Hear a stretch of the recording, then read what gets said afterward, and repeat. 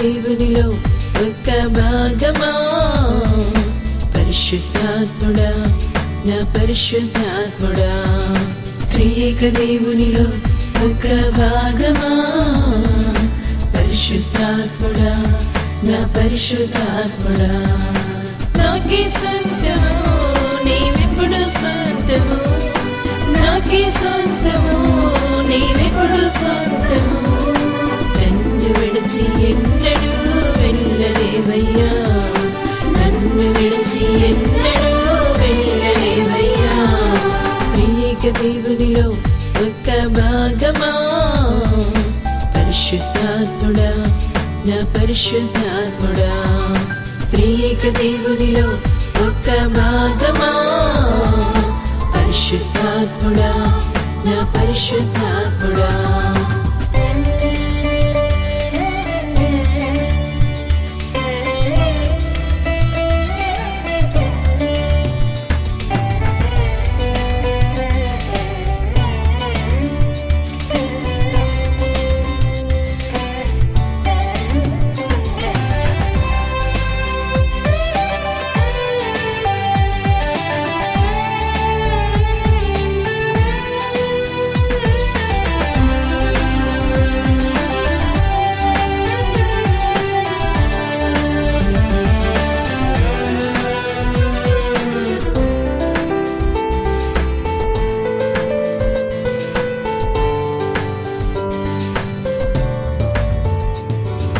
పరమరుండి నాకై నీవు దిగి వచ్చావు, జీవజల ఊటగా నా కడుపులో ఉన్నావు.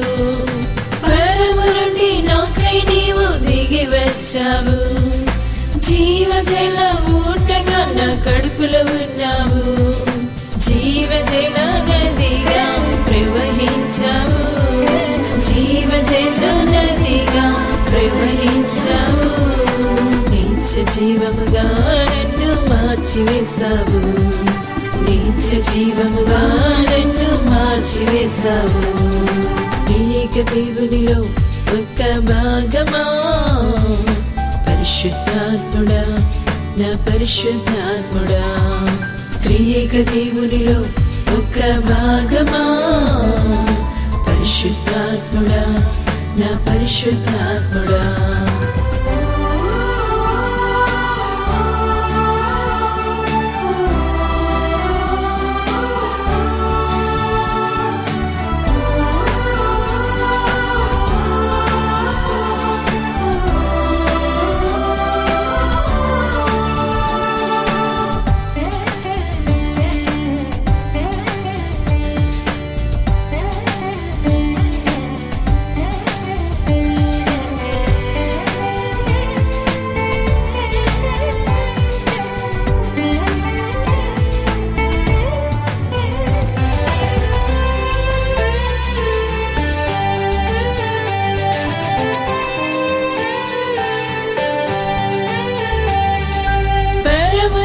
నాకై నీవు దిగి వచ్చావు, అగ్ని జ్వాలగా నా వృధిలో ఉన్నావు. పరమరుండి నాకై నీవు దిగి వచ్చావు, అగ్ని జ్వాలగా నా వృధిలో ఉన్నావు. నాలో ఉన్న చేతను దహించి వేశావు, నాలో ఉన్న చేతను దహించి వేశావు. శుద్ధమైన సాక్షిగా నన్ను నిలిపావు, శుద్ధమైన సాక్షిగా నన్ను నిలిపావు. త్రియేక దేవునిలో ఒక్క భాగమా, పరిశుద్ధాత్ముడా నా పరిశుద్ధాత్ముడా. త్రియేక దేవునిలో ఒక్క భాగమా, పరిశుద్ధాత్ముడా నా పరిశుద్ధాత్ముడా.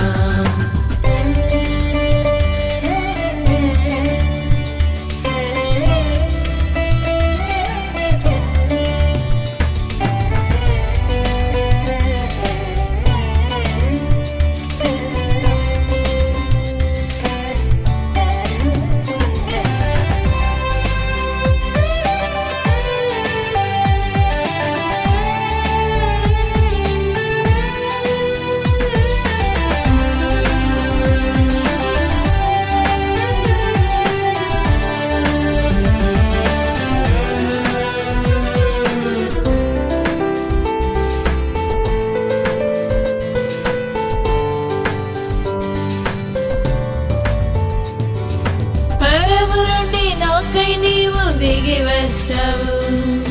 ఆనంద తైలముగా నా తలపై ఉన్నావు. పరము నుండి నాకై నీవు దిగి వచ్చావు.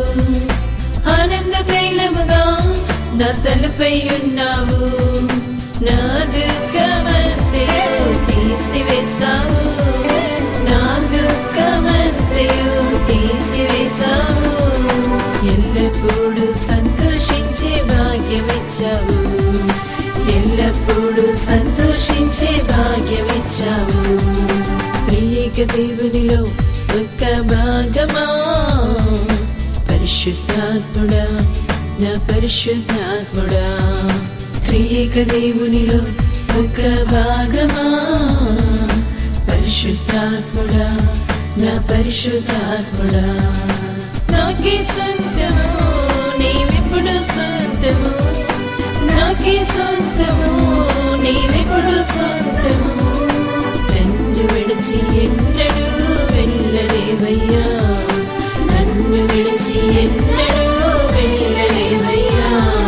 త్రియేక దేవునిలో ఒక్క భాగమా, పరిశుద్ధాత్ముడా నా పరిశుద్ధాత్ముడా.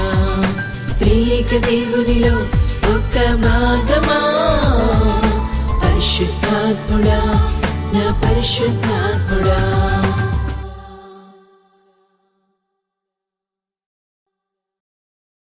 విజయవాడలో దహించు అగ్ని సేవకుల కూడిక మే 19వ తేదీన ఉదయం 10 గంటల నుండి ప్రారంభించబడును.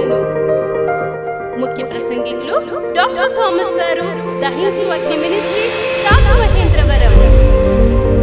స్థలం కందుకూరి కళ్యాణ మండపం, జింకానా గ్రౌండ్స్, విజయవాడ. మరిన్ని వివరాలకు 9032224646 మరియు 9032224747.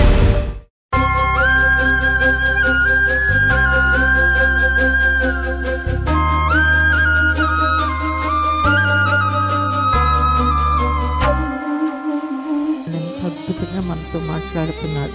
ఈ కీర్తనాకారుడైన దావీదు అంటున్నాడు, తనకు విరోధంగా చేయబడుతున్న క్రియలు కానీ మాటలు కానీ, తనకు విరోధంగా శత్రువులు లేచి చేస్తున్న పోరాటాలు, ఇవన్నిటి విషయం చెప్పుకుంటూ ఇంకొక మాట అంటున్నాడు 19వ వచనం. నీ అందు భయభక్తులు గల వారి నిమిత్తం నువ్వు దాచి ఉంచిన మేలు ఎంతో గొప్పది. నరులు ఎదుట నిన్ను ఆశ్రయించు వారి నిమిత్తం నీవు సిద్ధపరిచిన మేలు ఎంతో గొప్పది. దేవునికి స్తోత్రం, హల్లెలూయా. అంటే దేవుడు వేరేగా తలస్తాడు, మనుషులు వేరేగా తలుస్తారు. దేవుని తలంపు వేరు, మనుషుల తలంపు వేరు. దేవుని బిడ్డలారా, మనుషులు ఇతనికి విరోధంగా మాట్లాడుతూ పాడైపోవాలని, నశించిపోవాలని, లేకపోతే అవమానపరచడానికి, నిందించడానికి, బాధపరచడానికి రకరకాల ప్రయత్నాలు చేస్తూ ఉన్న సమయంలో దేవుడు అంటున్నాడు, నీకోసం నేను మేలులు దాచి ఉంచాను, నీకోసం నేను మేలులు సిద్ధపరిచి ఉంచాను. దేవునికి స్తోత్రం, హల్లెలూయా. అందుకనే పరిశుద్ధ గ్రంథంలో దేవుడు కొందరి పేర్లు మార్చినట్లుగా మనకు కనబడుతుంది. దేవుడు అబ్రాముకి పేరు మార్చాడు. అబ్రాము, ఇక నువ్వు అబ్రాము అనబడవు, అబ్రహాము అనబడతావు అంటున్నాడు. అప్పటికి అబ్రాముకి ఒక్క బిడ్డ కూడా లేనప్పుడు దేవుడు మాట్లాడుతున్న మాట ఏంటి అంటే, నిన్ను ఇసుక రేణువుల్లాగా విస్తరింపచేస్తాను, ఆకాశ నక్షత్రాల్లాగా నేను విస్తరింపచేస్తాను అని మాట్లాడుతున్నాడు. అలా మాట్లాడటమే కాదు, అదే పేరుతో దేవుడు పిలుస్తున్నాడు. అబ్రహాము అంటే జనములకు తండ్రి అని అర్థం. దేవునికి స్తోత్రం, హల్లెలూయా. దేవుడు షారా పేరు కూడా మార్చేస్తాడు. నీవిక షారా అనబడవు, షారాయి అనబడవు, షారా అనబడతావు. హల్లెలూయా. జనములకు నువ్వు తల్లి అవుతావు అంటూ దేవుడు ఆమె పేరు కూడా మార్చడం జరిగింది. అంటే దేవుడు ఎంత వ్యత్యాసమైన రీతిలో మనిషి ఎడల పనిచేస్తున్నాడో దేవుని బిడ్డలారా గమనించండి. దేవునికి స్తోత్రం, హల్లెలూయా. హల్లెలూయా. అంటే అట్టడుగునున్న స్థితిలో ఉన్న వ్యక్తిని పై స్థానానికి చేర్చడము అనేది అది ఒక్క దేవునికి మాత్రమే సాధ్యం. దేవునికి స్తోత్రం. మనుషులందరి ఎడల కూడా దేవుడు ఇలాంటి క్రియను చేయడానికి ఎల్లప్పుడూ సంసిద్ధంగా ఉన్నాడు. అలాంటి గొప్ప దేవుణ్ణి, మంచి దేవుణ్ణి, నమ్మదగిన దేవుణ్ణి మనము ఈనాడు తండ్రిగా కలిగి ఉన్నాం. దేవునికి స్తోత్రం. హల్లెలూయా. ఆయన రక్తం చేత కడగబడి ఆయన నామాన్ని ధరించడం, ఆయన బిడ్డలము అని చెప్పుకుంటున్న మన జీవితంలో దేవుడు పనిచేసే విధానం ఏంటి అంటే ఒక అట్టడుగు స్థితి నుండి అత్యధికమైన స్థానానికి తీసుకెళ్ళడం దేవుని యొక్క గొప్ప సంకల్పమై ఉంది. దేవునికి స్తోత్రం. హల్లెలూయా, హల్లెలూయా. అందుకనే దేవుడు కొందరి పేర్లను మార్చి వారి జీవితాలలో ఆయన ఇచ్చే గొప్ప కార్యం, ఆయన చేసే ఘనమైన కార్యాన్ని దేవుడు తెలియజేశాడు. అబ్రహాము ఊరు అనే మెసొపొతేమియాలో ఉన్న ఊరు అనే ప్రాంతం నుండి వచ్చేటప్పటికి అతడు ఒంటరిగా నిలబడి ఉన్నాడు. ఆఖరికి పిల్లలు కూడా లేరు. అతడు ఆస్తిపాస్తులు లేవు. ఒంటరిగా వచ్చి నిలబడిన అతన్ని గొప్ప జనాంగంగా చేయడానికి, గొప్ప ఆస్తిపాస్తులను ఇచ్చి దీవించడానికి దేవుడు ఏం చేస్తున్నాడు అంటే అతన్ని వేరొక నామం పెట్టి పిలుస్తూ ఉన్నాడు. ఇంకొక పేరుతో అతన్ని పిలుస్తున్నాడు. హల్లెలూయా, హల్లెలూయా. దేవుడు మరొక పేరునిచ్చి మరి అతని స్థితిని, అతని స్థాయిని తెలియజేశాడు. నువ్వు ఉన్నతంగా ఉంటావు, నువ్వు గొప్పగా ఉంటావు, నువ్వు ఘనమైన వ్యక్తిగా ఉంటావు, తరతరాలు కూడా నీ సంతానముగా పిలవబడే ఒక గొప్ప సంతానాన్ని నీకు ఇవ్వబోతున్నాను అని దేవుడు ఏం చేశాడు అంటే అబ్రహాము అని పేరు పెట్టాడు. తరువాత మనం చూసినప్పుడు ఆదికాండం 28వ అధ్యాయంలోకి వచ్చేటప్పటికి ఇక్కడ కూడా దేవుడు ఇంకొక వ్యక్తి పేరు మారుస్తున్నాడు. మనం 32వ అధ్యాయంలో చూస్తే అతని యాకోబు అనే పేరు తీసివేసి ఇశ్రాయేలు అనే పేరు పెడుతున్నాడు. యాకోబు అనే పేరుకి అర్థం ఏంటి అంటే మోసగాడు అని. ఇశ్రాయేలు అనే పేరుకి అర్థం ఏంటి అంటే అతను దేవునికి ఇష్టడు. దేవునికి స్తోత్రం.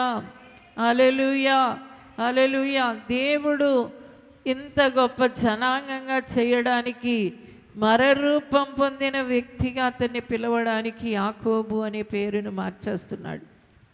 యాకోబు జీవితం మొదట వేరేలా ఉంది, మనము అంతంలో చూసినప్పుడు వేరేలాగా ఉంది. మొదటి జీవితం వేరు, చివరి జీవితం వేరు. ఎంత గొప్ప వ్యత్యాసాన్ని ఎవరు తీసుకొచ్చారు అంటే దేవుడు తీసుకొచ్చాడు. హల్లెలూయా. అందుకనే దేవుడు అంటున్నాడు, నరులు నీకు విరోధంగా చేసిన క్రియలన్నిటినీ తొలగించి నిన్నేం చేస్తాను అంటే నేను సిద్ధపరిచిన మేలుతో, నేను దాచిపెట్టిన మేలుతో నేను నిన్నేం చేస్తాను, తృప్తిపరుస్తాను. దేవునికి స్తోత్రం. హల్లెలూయా. అందుకని అది ఎంతో గొప్పది అంటున్నాడు దేవుడు. చూడండి, నరుల ఎదుట నన్ను ఆశ్రయించు వారి నిమిత్తం నేను సిద్ధపరిచిన మేలు ఏదో తక్కువగా ఉండదు, అది చాలా గొప్పగా ఉంటుంది అంటున్నాడు. నా యందు భయభక్తులు గలవారి నిమిత్తం నువ్వు దాచిపెట్టిన మేలు ఎంతో గొప్పగా విశేషమైనదిగా అది కనబడుతుంది అంటున్నాడు. నిజమే దేవుని బిడ్డలారా, దేవుడు మనల్ని దర్శించి దీవించి ఆశీర్వదించేటప్పుడు మన స్థితి ఏ రీతిగా మార్చబడుతుంది అంటే అది గొప్పదిగా, ఘనమైనదిగా, శ్రేష్టమైనదిగా, విలువైనదిగా, మహిమ గలదిగా కనబడుతుంది.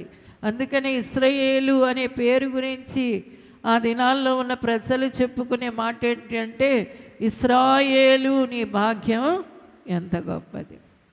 ఆమెకి యాకోబుకి తన తల్లి అయితే మోసగాడు అని పేరు పెట్టింది, కానీ దేవుడైతే అతనికి ఏమని పెడుతున్నాడు, ఇజ్రాయేలు అని పెడుతున్నాడు. హల్లెలూయా, హల్లెలూయా. అంటే దేవుడి యొక్క ఉన్నతమైన ఉద్దేశాలు, సంకల్పాలు దేవుని యొక్క గొప్ప జ్ఞాపకాలు కలిగిన దేవుని బిడ్డలుగా మనమున్నాము. దేవునికి స్తోత్రం. హల్లెలూయా. దేవుడు నీ మీద తన కృపని, నీ మీద తన కనికరాన్ని ఉంచిన దేవుని కుమారుడివి, కుమార్తెవి నీవు. ఆయన నీ కొరకు మేలులు సిద్ధపరిచి ఉంచుతున్నాడు. ఆ మేలులు కూడా ఎలాంటివి అంటే గొప్పగా కనబడతాయట. దేవునికి స్తోత్రం. హల్లెలూయా. అవి గొప్పగా కనబడే మేలుల్ని దేవుడి బిడ్డలారా దేవుడు దాచిపెడుతున్నాడు అని ఆ ఉద్దేశాన్ని, దేవుని సంకల్పాన్ని మనం ఎల్లప్పుడూ తలపోసుకునేవారిగా, గ్రహించేవారిగా, దాని విషయంలో దేవుణ్ణి స్తుతించేవారిగా ఉండాలి. ఎక్కువగా మనము ఏమైపోతూ ఉంటాము అంటే కృంగిపోవడం, కృషించిపోవడం, నీరసించిపోవడం. అయ్యో నా పరిస్థితి, ఇన్ని రోజులుగా ప్రార్థిస్తున్నా నా పరిస్థితి మారడం లేదు, నా సమస్య తీరడం లేదు, నా కష్టం పోవడం లేదు, నేను అందరిలో తక్కువగా ఎంచబడుతున్నాను, లేకపోతే ఈ అనారోగ్య సమస్యతో బాధపడుతున్నాను, ఈ అప్పుల బాధతో నలిగిపోతున్నాను అని చెప్పి తమ పరిస్థితులను బట్టి, తమ కలుగుతున్న వ్యతిరేకతను బట్టి బాధపడుతూ, దాని గురించే ఆలోచిస్తూ, దాని గురించే చింతిస్తూ, దాని గురించే మాట్లాడుతూ కాలం గడిపేవాళ్ళు ఎందరో ఉంటారు. అయితే ఈ కీర్తనాకారుడు మొదట మాటలన్నిటినీ కూడా వదిలేసి అంటున్నాడు, ఇన్ని రీతులుగా నాకు శ్రమ వచ్చినా నీవు మాత్రం నాకు మేలులు, గొప్ప మేలు దాచిపెట్టావు. దేవునికి స్తోత్రం. హల్లెలూయా. గొప్ప మేలు నీవు సిద్ధపరిచావు అని దేవుడికి సంతోష హృదయంతో చెప్తున్నాడు. తర్వాత చూడండి 20వ వచనం చూస్తే, మనుషుల కపటోపాయములు వారినంటకుండా నీ సన్నిధి చాటున వారిని దాచుచున్నావు, వాక్కలహము మాన్పి వారిని గుడారములో దాచుచున్నావు. హల్లెలూయా. ఇన్ని సమస్యలు వస్తున్నాయి కదా, అయితే దేవుడు అంటున్నాడు, నీకు ఎన్ని వచ్చినా నా గుడారపు చాటున నేను దాచిపెడతాను. తరువాత వాక్కలహం మాన్పి నా గుడారములో దాస్తాను. నీ సన్నిధి చాటున నన్ను దాస్తున్నావు అంటున్నాడు. దేవుడు మనల్ని భద్రపరిచే విధానం ఎలా ఉంటుంది అంటే, ఆయన గుడారం, ఆయన సన్నిధి, గుడారంతో దాస్తాడు, సన్నిధితో దాస్తాడు. అందుకనే ప్రతి వ్యక్తి కష్టం వచ్చినప్పుడు, లేకపోతే శ్రమ వచ్చినప్పుడు, శోధన వచ్చినప్పుడు, అది ఏ రూపంలో అయినా సరే ఎక్కడ చేరుకోవాలి అంటే సన్నిధికి చేరుకోవాలి, దేవుని గుడారానికి చేరుకోవాలి. దేవుని గుడారముతో ఏమవుతుంది అంటే, దేవుని బిడ్డలారా, నీకొచ్చే సమస్యలన్నీ తొలగిపోవడానికి దేవుడు దానిలో భద్రపరుస్తానంటున్నాడు. హల్లెలూయా. హల్లెలూయా. కాబట్టి ప్రతి వ్యక్తి దేని కొరకు ఎదురు చూడాలి అంటే, సమస్యలు శోధనలు వచ్చినప్పుడు వాటి గురించి తలపోసుకుంటూ బాధపడడం కాదు, కానీ దేవుని గుడారంలోకి వెళ్ళిపోయి దాక్కోవాలి. అలా గుడారంలోకి వెళ్ళి దాగుకొనిన వాళ్ళు ఎంత గొప్ప ఆదరణ, నెమ్మది, ధైర్యాన్ని పొందుతారు అంటే, దేవుని బిడ్డలారా, అవన్నిటినీ నేను మాన్పేస్తాను అంటున్నాడు. దేవునికి స్తోత్రం. హల్లెలూయా. నీ బాధంతా ఏం చేస్తాను? నేను మాన్పేస్తాను. నీ శోధన అంతా నేను తొలగిస్తాను, నీ సమస్య అంతా తీసేస్తాను. కాబట్టి ప్రతి క్రైస్తవుడికి దాగుచోటి ఏది అంటే దేవుడు గుడారం. దేవునికి స్తోత్రం. ప్రతి వ్యక్తికి దాగుచోటు ఏది అంటే దేవుని సన్నిధానం. హల్లెలూయా. హల్లెలూయా. అందులో అద్భుతమైన జవాబు ఉంది, అద్భుతమైన పరిష్కారం ఉంది. దానివల్ల నీవు జయాన్ని పొందగలుగుతావు. హల్లెలూయా. కాబట్టి దేవుని బిడ్డ, అది నీకు కరువైనా, ఒకవేళ అది క్షామమైన, రోగమైన, లేకపోతే ఇతరులు మాట్లాడే గాయపరిచే నిందలు, అవమానాలు, తిరస్కారమైన, దేవుడు అంటున్నాడు, నా గుడారములోకి వచ్చాయి. హల్లెలూయా. హల్లెలూయా. కాబట్టి నా దేవుని గుడారంలో నేను ఉంటాను.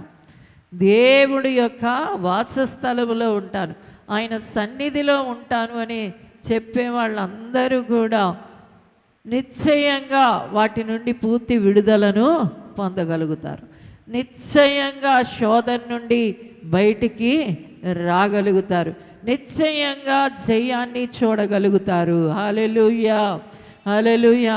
అందుకని మనము దేవుడి యొక్క గొప్ప మేలును పొందాలన్నా, మనకొచ్చే ఈ శోధనలన్నిటిలో జయాన్ని పొందాలన్నా ఈ కీర్తనాకారుడైన దావీదులాగా ఒక మాట చెప్పాలి. అదేంటి అంటే, ప్రభువా నీ గుడారములో నేనేం చేస్తాను, దాగి ఉంటాను. దేవునికి స్తోత్రం. రోజు ఎంత సమయం మీరు దేవుని గుడారములో ఉంటున్నారు? ఎంత సమయం మీరు దేవునితో కలిసి ఉంటున్నారు? ప్రతిరోజు దీని గురించి నేను దేవునితో కలిసి ఉన్నాను, దేవుని గుడారములో ఉన్నాను అని చెప్పగలిగితే మీ హృదయాలు దేవుని చేత భద్రపరచబడతాయి. హల్లెలూయా, హల్లెలూయా. నెమ్మది మీకు కలుగుతుంది, సమాధానం మీకు కలుగుతుంది. దేవుని బిడ్డ, సంతోషముతో మరలా నీవు కొత్త ప్రారంభాన్ని ప్రారంభించగలుగుతావు. హల్లెలూయా, హల్లెలూయా. నీ స్థాయి, నీ స్థితి, నీ మేలు చాలా గొప్పదిగా కనబడుతుంది. అందరూ లేచి నిలబడండి, ప్రార్థన చేసుకుందాం. ప్రభా, నాకు వచ్చే శోధనల విషయంలో, బాధల విషయంలో నేను తలంచుకొని మాట్లాడను, కానీ దాని గురించి నీ గుడారానికి ఎక్కి వస్తాను, నీ పాదాల దగ్గర కూర్చుంటాను, నీ పాదాల దగ్గర మొరకుతాను, నీ పాదాలు పట్టుకుంటాను, ప్రణమిల్లుతాను. తండ్రి నీకు వందనాలు. దేవుని గుడారం, ఆ గుడారములో ఉన్న ఆశీర్వాదాలు దేవుడు నీకు సంపూర్ణంగా అనుగ్రహించబోతున్నాడు. నీ స్థితి గొప్పగా ఉండబోతుంది. దేవుని బిడ్డ, గొప్ప స్థితి. నరుల ఎదుట ఆయన్ని ఆశ్రయిస్తే నీ స్థితి గొప్పగా కనబడుతుంది. దేవుని కొరకు నీవు కనిపెట్టే స్థితి చాలా గొప్పగా ఉంటుంది. హల్లెలూయా, హల్లెలూయా. ప్రతి స్థలంలో, ప్రతి సమయంలో దేవుడు నా సహాయం అని నువ్వు చెప్పగలిగితే నిశ్చయంగా నువ్వు ఆశీర్వదించబడతావు. ఎవరు సహాయం? నా ఉద్యోగం, లేకపోతే నా డబ్బు, నా స్నేహితులు, నా తల్లిదండ్రులు, నా బంధువులు లేదు. దేవుడే నా సహాయం. ఏ నరుడు వల్ల నేను మేలు పొందడం లేదు, నా దేవుని వల్లే అని నువ్వు చెప్పగలిగితే గొప్ప మేలును అనుభవిస్తావు. గొప్ప దీవెన నీకు కలుగుతుంది. చేతులు పైకెత్తి చూపెడదాం. దేవా, నీ మేలు నాకు కావాలి. నీవు నాకు సిద్ధపరిచిన మేలు, దాచిపెట్టిన మేలునే నేను అనుభవిస్తాను. ఎవరి సహాయం వల్ల కాదు, నీ సహాయం వల్ల నేను బ్రతుకుతాను, నీ సహాయం వల్ల నేను జీవిస్తాను.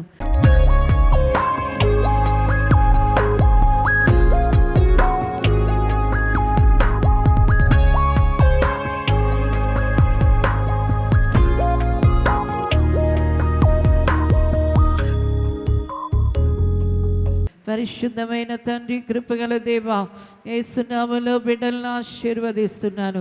అయ్యా తండ్రి, నీ గుడారములో దాగి ఉందురుగాక, నీ నివాస స్థలములో దాగి ఉందురుగాక. అయ్యా నీ వైపు చూస్తూ, అయ్యా నీ పాదాల యొద్ద కనిపెట్టుకుని ఉందురుగాక. అయ్యా నిశ్చయముగా నీ బిడ్డల కొరకు గొప్ప మేలులు దాచిపెట్టినందుకు వందనాలు. గొప్ప ఆశీర్వాదాలతో నీ బిడ్డలను ఎదుర్కొంటున్నందుకు వందనాలు. అయ్యా ఎలాంటి పరిస్థితినైనా నీ గుడారములో అది మాన్పివేస్తున్నందుకు వందనాలు. అది రోగమైన, కష్టమైన, తెగులైన అయ్యా మీరు మాన్పివేస్తున్నందుకు వందనాలు. ప్రతి వారు నీ గుడారములో దాగియుందురుగాక, నీ గుడారములో నిలిచియుందురుగాక. ఆశీర్వదించమని యేసునామమున అడుగుచున్నాము తండ్రి. ఆమేన్, ఆమేన్. అందరూ గట్టిగా చప్పట్లు కొట్టి స్తోత్రం చెప్పండి. Praise lord. విజయవాడలో దహించు అగ్ని సేవకుల కూడిక మే 19వ తేదీన ఉదయం 10 గంటల నుండి ప్రారంభించబడును. ముఖ్య ప్రసంగికులు డాక్టర్ థామస్ గారు, దహించు అగ్ని మినిస్ట్రీస్, రాఘవేంద్రవరం. స్థలం కందుకూరి కళ్యాణ మండపం, జింకానా గ్రౌండ్స్, విజయవాడ. మరిన్ని వివరాలకు 9032224646 మరియు 9032224747. రాజమహేంద్రవరంలో దహించు అగ్ని సేవకుల కూడిక